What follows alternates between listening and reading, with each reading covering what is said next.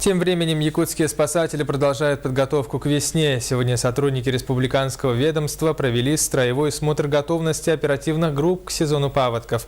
Репортаж нашего корреспондента Афанасия Николаева.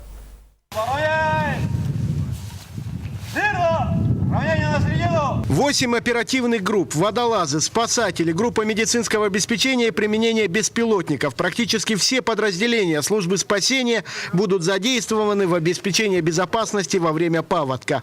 У каждой группы из 3 спасателей все необходимое для оказания помощи. У нас группа Вилюсь, Верхний Вилюсь, Мирбас, Сунтар.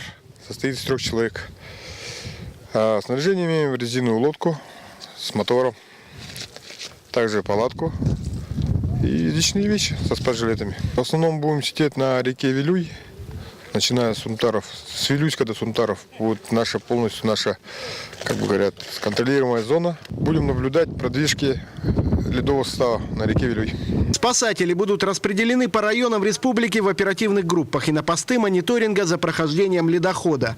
Основная задача для всех них – обеспечение безопасности населения во время весеннего половодья. Наша задача входит – это защита населения, эвакуация населения, подготовка эвакуационных пунктов и спасательные работы во время весеннего половодья. В течение всего весеннего сезона сотрудники службы будут работать практически во всех районах республики. Учитывая раннюю весну, уже в начале следующей недели первая группа спасателей выйдет на юг Якутии. Афанасий Николаев, НВК «Саха».